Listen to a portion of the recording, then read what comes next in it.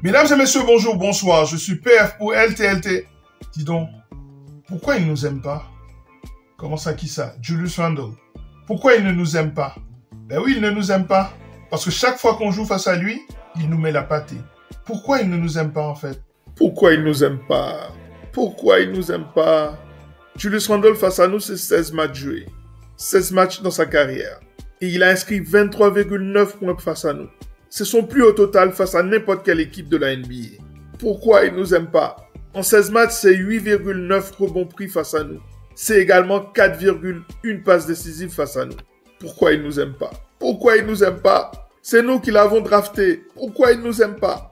Et lors de ces playoffs 2025, c'est 21,5 points inscrits face à nous. 4,5 rebonds, 5,5 passes, 0,5 interceptions, 0,5 comptes. C'est 53,6% de réussite face à nous. Et c'est 60% à 3 points. 60% à 3 points. Pourquoi il ne nous aime pas? Mais bon sang, pourquoi il ne nous aime pas? Mesdames et messieurs, bonjour, bonsoir. Je suis PF pour LTLT, Lakers tout le temps, la chaîne francophone des Lakers. Aujourd'hui, c'est Game Day. Il faut continuer la même agressivité qu'on a montrée lors du dernier match, sachant que l'environnement sera extrêmement hostile. Si vous avez trouvé la physicalité de Minnesota élevée, attendez-vous aujourd'hui à une véritable séance d'agression collective. Il faut répondre fermement à cela. Je pense que si on répond fermement ce soir, ils vont commencer à douter. À commencer par Julius Randle, qui est le bully de cette équipe. Il faut commencer par lui rentrer dedans. D'ailleurs, c'est le thème de l'émission d'aujourd'hui. Est-ce qu'il faut un plan anti-Randle? Nous allons essayer de répondre à ça. Lakers tout le temps, c'est tout de suite. Step 1, wake up early, gonna rise with the sun. Step 2, get some good, some food in you. Step 3, think real hard about what you wanna be. Step 4, everybody just do your thing. Wake up, today's gonna be a good day. Wake up, today's gonna be a good day. Wake up, today's gonna be a good day. Wake up, today's gonna be a good day.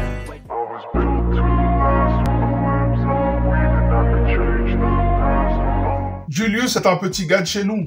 Ah oui, il est né au Texas, mais c'est nous qui l'avons drafté. Julius, il a été drafté en 2014 par les Los Angeles Lakers. À cette époque, je participais à un forum sur les Los Angeles Lakers et sur ce forum, on disait tous que Julius Randle était une bonne affaire. Il était à Kentucky et on savait que c'était un gars qui toujours mettait du moteur, mettait de l'énergie. Ça a toujours été un gars d'énergie. Quand il est arrivé chez nous, pour rappel, c'est la draft 2014. Andrew Wiggins était le numéro 1 de cette draft. Jabari Parker était le numéro 2. Et un certain Joel Embiid, 3e. Il y avait aussi Aaron Gordon, qui était mon choix à l'époque. Je disais, il faut que les Lakers choisissent Aaron Gordon. Et puis, il y avait un gars qui s'appelle Noam Vonleh, qui avait été impressionnant lors du Combine. Et tout le monde parlait de lui. Et je disais, non. Si on n'a pas Aaron Gordon, il faut aller chercher Julius Randle. Et c'est ce qu'on a fait. Dès son année rookie, je me souviens de ce match face à l'équipe des Warriors. C'était la grande équipe des Warriors dans ses débuts de domination de la ligue. Et il y avait ce match de pré-saison où il était face à Draymond Green. Et je me rappelle qu'à chaque action, il attaquait Draymond en 1 contre 1. Il arrivait à marquer. Ou alors à pousser Draymond à la faute. Et je me souviens qu'à chaque fois, il disait « You can't guard me ». Il disait « Vous ne pouvez pas défendre sur moi ». Déjà, le mec, en étant rookie, il était très arrogant. Arrogant dans le bon sens. Je me souviens que j'avais beaucoup aimé ça. Et puis, c'était les mauvaises saisons des Los Angeles Lakers. C'était compliqué. Je me souviens que lors des matchs importants, Julius Randle avait tendance à faire le mauvais choix. Il faisait toujours les mêmes erreurs. Il tournait toujours sur sa main gauche. Et ça commençait à frustrer le front office des Lakers. Et avant de s'en débarrasser, ils se sont dit, OK, nous allons apporter de l'aide à ce garçon. Et donc, ils ont fait appel à James Worthy. James Worthy, pour ceux qui ne le savent pas, c'est l'un des 75 meilleurs joueurs de l'histoire de la NBA. C'est un mec qui a gagné 3 titres avec les Los Angeles Lakers de Showtime, avec Magic Johnson, Kareem Abdul-Jabbar et compagnie. Pour moi, James Worthy était le 3e meilleur joueur de cette génération et c'était quelqu'un de particulièrement fort au poste. C'était un small forward plutôt dans un corps de power forward. Par exemple, il était plus grand que AC Green, qui était le power forward, le poste 4 des Los Angeles Lakers. Pour rappel, James Worthy est également MVP de la finale de 1988. C'était la victoire en 7 matchs face aux Pistons de Détroit. C'était le dernier titre des Los Angeles Lakers de la génération Showtime. Autrement dit, James Worthy est une référence au poste. Pour moi, l'un des 2 meilleurs joueurs au poste de l'histoire, c'est James Worthy pour les Lakers et Kevin McHale pour l'équipe des Boston Celtics. Et donc, qui de mieux pour travailler avec Julius Randle que James Worthy? Cependant, le moins qu'on puisse dire, c'est que la légende des Lakers n'a pas gardé un excellent souvenir de ce travail avec Julius Randle, puisqu'il sentait que le garçon avait du mal à appliquer ce qu'il lui demandait de faire. Cependant, Julius Randle a bien progressé. Quand il est parti des Los Angeles Lakers en 2018 en tant qu'agent libre, les Lakers ne l'ont pas regretté. Et puis, il est parti avec pas mal de rancœur. Et c'est ce garçon qu'on retrouve aujourd'hui face à nous.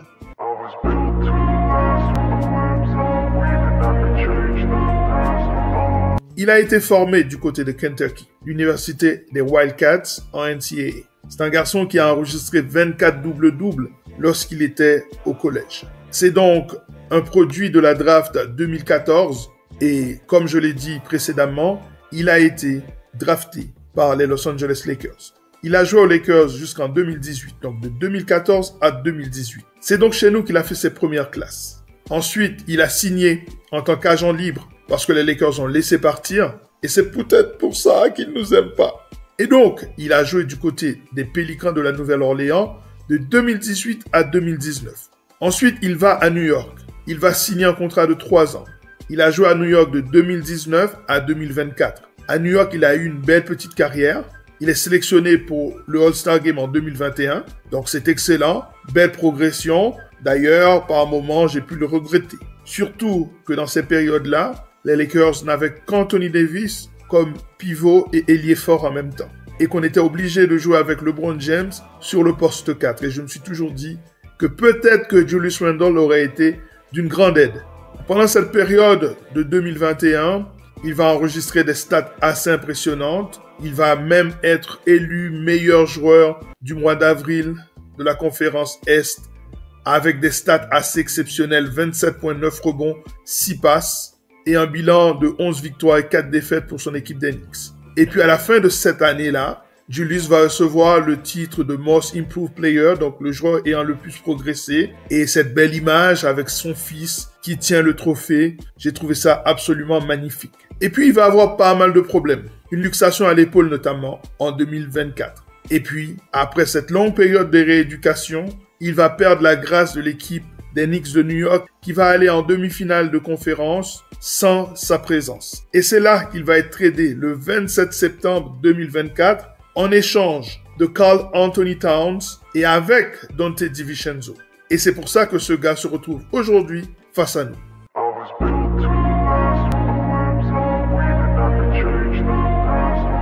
Donc, en carrière, c'est 710 matchs joués, 32 minutes en moyenne, pour une moyenne de 47% de réussite, 33,4 à 3 points, 75,3 au niveau des lancers francs. C'est 9,1 rebonds en carrière, 3,8 passes décisives, 0,4 blocs, 0,7 interceptions, 3 fautes, 2,8 pertes de balles et 19 points inscrits dans sa carrière. Autrement dit, on peut déjà dire que les Los Angeles Lakers sont face à une meilleure version possible de Julius Randle, puisqu'il est au-dessus de sa moyenne en carrière.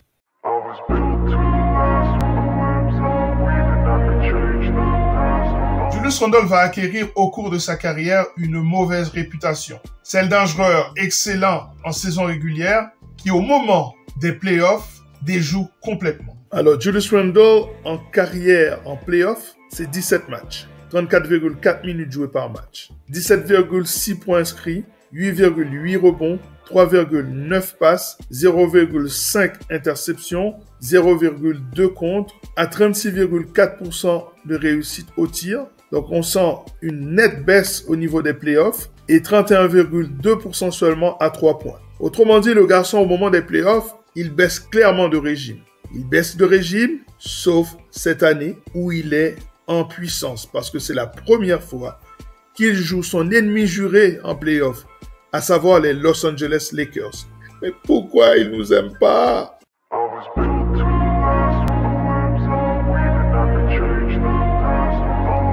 Julius. Je vous ai dit qu'il a une dent contre nous. Il tourne à une vingtaine de points face à nous, 23 points pour être plus précis. Et lors des 2 derniers matchs, il est toujours aux alentours de cette vingtaine de points. Dans une victoire, le 19 avril dernier, et dans une défaite, le 22 avril dernier. Julius est à plus de 53% de réussite lors des 2 derniers matchs. Prenons d'abord la victoire, où il a joué 35 minutes.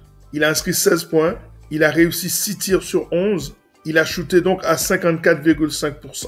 Il a réussi 4 tirs à 3 points. Et c'est ça qui nous a fait très mal. 4 tirs à 3 points sur 6. Ça lui fait près de 67% de réussite. Il n'a shooté qu'un seul petit lancer franc qu'il a raté. Donc c'est même pas dans sa force intrinsèque qu'il nous a battus. C'est au-delà de la ligne à 3 points. Mais de toute façon, on a assez parlé de ce match où les Lakers ont trop laissé shooter. Il a pris 2 rebonds offensifs. Là aussi, il a fait mal. Pour un total de 5. C'est un garçon qui peut prendre plus de rebonds que cela. Et puis, en playmaking, il a fait 5 passes décisives. Et ça également, ça fait une difficulté en plus pour défendre sur lui. Le reste, c'est 7 pertes de balles lors de ce match. Et ça, il faut prêter attention à cela. Parce que c'est un garçon qui a tendance à galvauder. Ça, il faut bien le comprendre. Lors des matchs difficiles. C'est exactement ce qu'on lui reproche. Il a tendance à passer à côté des matchs importants. Il a également commis 4 fautes. Et au niveau du plus-minus, il était à 19. Ça, c'était lors du premier match. Lors du deuxième match, il a joué encore plus. Et je pense qu'il a été le principal élément qui a perturbé la défense des Los Angeles Lakers, qui était plutôt focus sur Anthony Edwards. À juste titre d'ailleurs. Et dans ces cas-là, c'est le deuxième meilleur joueur qui peut prendre les choses en main et vous faire du mal. Et c'est ce qui s'est passé. En 39 minutes, 27 points inscrits. C'est le deuxième meilleur marqueur du match après Luka Doncic. 9 tirs réussis sur 17. Près de 53% de réussite. Il a quand même shooté à 50% à 3 points, 2 sur 4. Et il a été beaucoup plus à la ligne des lancers francs. 7 lancers francs réussis sur 9. Dans ce match, il n'a pris qu'un seul rebond offensif pour un total de 4. J'insiste, son rendement au rebond est absolument marginal par rapport à ce qu'il est capable de faire. Rappelez-vous, lorsqu'il était aux Lakers, c'était une machine à double-double. Et donc, 4 petits rebonds dans ce match, c'est très peu. Mais c'est un match au cours duquel les Lakers ont gagné la bataille du rebond. Ceci explique peut-être cela. Et dans ce match en playmaking, 6 passes décisives. J'avais dit dans l'émission preview que les Lakers avaient un avantage sur Minnesota en ce sens que Minnesota n'avait que 2 joueurs qui étaient capables d'être des playmakers à plein temps. Mais j'avais aussi dit que Julius Randle était un excellent point forward. Il pouvait distribuer la balle. Une interception dans ce match, un contre, seulement une petite perte de balle. Cependant, 5 fautes et moins 14 quand il était sur le terrain. Mais c'est ce match que les Lakers ont dominé pour moi du début à la fin. Donc, Julius Randle face à nous lors de ces playoffs, c'est un problème. Est-ce qu'il faut un plan anti-Julius Randle? Pour savoir ça, on va analyser le profil de joueur qu'il est.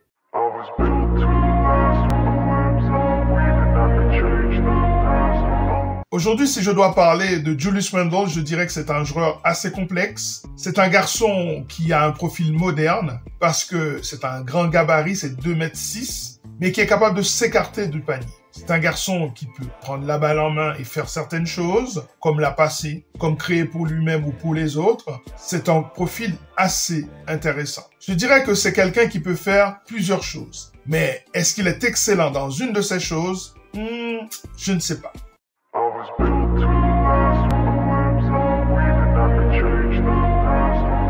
Alors, faut-il un plan anti-Randle? Je pense que la question, elle est légitime. On vient de le voir, le garçon ne nous aime pas. Il est un meilleur joueur face à nous, et ce depuis très longtemps. 17 matchs joués et c'est plus de 23 points inscrits par match, près de 24 points même. Et le garçon, il a une dent contre nous, c'est certain. Maintenant, est-ce qu'il faut un plan anti-Randle? Moi, je ne pense pas. Je pense qu'il faut plus une vigilance accrue contre Randle. Je m'explique. Un plan anti-Randle, ça voudrait dire qu'on va avoir 2 plans dans ce match. Un plan concentré sur Anthony Edwards et un autre plan concentré sur Julius Randle. Et ça, forcément, ça créerait des décalages contre la défense des Los Angeles Lakers. Dans un match de playoff où les équipes se connaissent très bien, vous ne pouvez pas faire d'erreur. Se focaliser sur Anthony Edwards, on a déjà vu que ça a failli nous coûter cher, puisque lors du premier match, on a tout de suite perdu l'avantage du terrain. Lors du deuxième match, on a proposé quelque chose d'assez intéressant, à Anthony Edwards qui s'est posé la question pendant le match, est-ce que les Lakers sont en zone contre moi? On a vu plusieurs fois LeBron James coacher son équipe en direct en leur disant là où il faut être. Par exemple, lorsque Nickeil Alexander-Walker change de côté afin de vérifier que les Los Angeles Lakers ne sont pas en zone, eh bien, LeBron a dit à Luka, stay there, don't go. Donc, ça veut dire que si Luka suivait Alexander-Walker, ça voulait dire que les Lakers étaient plutôt dans une défense individuelle. Et LeBron a voulu créer une panique, une confusion pour Anthony Edwards en disant à Luka de rester dans sa zone comme si les Lakers étaient en zone. Pendant tout le match, Anthony Edwards a eu l'impression que les Lakers étaient tout le temps en zone contre lui. Pourtant, c'était pas du tout le cas. C'était surtout des moments où il y avait des non-shooters sur le terrain. Par exemple, lorsque le petit Shannon Jr. est rentré, LeBron a consenti à le laisser seul pour créer une diversion et pouvoir intervenir dans les lignes de passe. Donc, vous avez déjà un plan assez compliqué à mettre en place. Face à un joueur extrêmement dynamique comme Anthony Edwards, vous ne pouvez pas avoir un deuxième plan dans le même match face à un joueur qui vous fait peur comme Julius Randle. Cependant, il faut quand même une forme de vigilance contre Julius Randle lorsqu'il est avec le 5 de base de son équipe sur le terrain.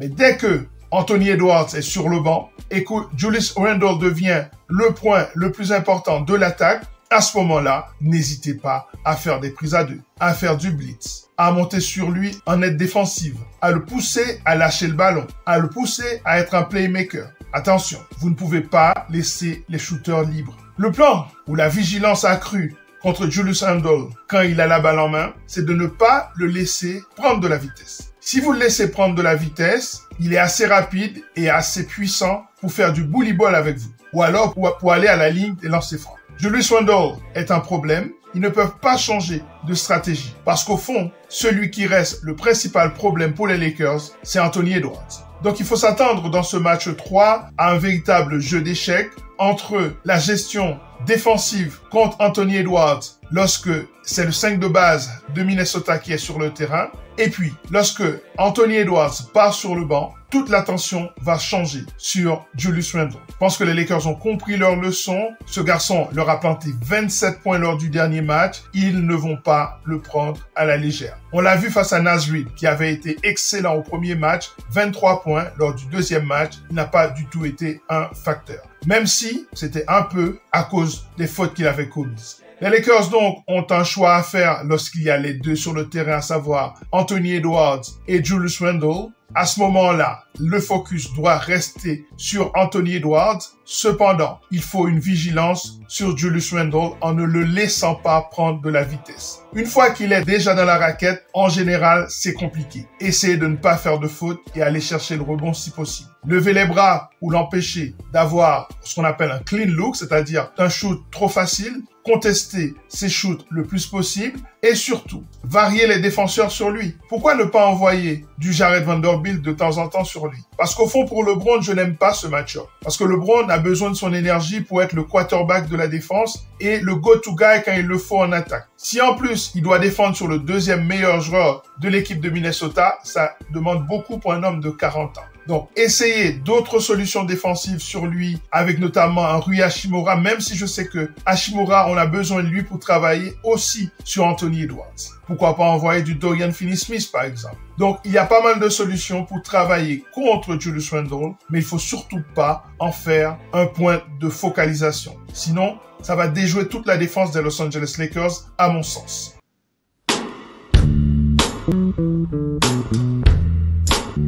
Voilà, ça est terminé pour cette émission consacrée à cette analyse du profil d'un joueur qui nous pose problème, à savoir Julius Randle. Est-ce qu'il faut un plan anti-Randle? Nous avons prouvé que ce n'était pas nécessaire, mais qu'il fallait une vigilance. Le match, c'est ce soir. Les Lakers auront fort à faire face à un public extrêmement hostile, un endroit où les Lakers n'ont gagné qu'une fois en 8 matchs lors des 8 dernières rencontres. Je vous laisse en espérant que vous vous êtes abonné à cette chaîne si vous ne l'avez pas encore fait. Que vous m'avez bien sûr mis un petit pouce bleu pour me dire merci Patrick François pour ce travail que vous faites. N'oubliez pas de mettre un commentaire. Le commentaire, ça veut dire que vous appartenez à cette communauté qui a pas mal de bonnes idées de débat sur les Los Angeles Lakers. Et enfin, n'hésitez pas à partager cette vidéo. Bon match ce soir. Prenez soin de vous. À demain. Go Lakers, go!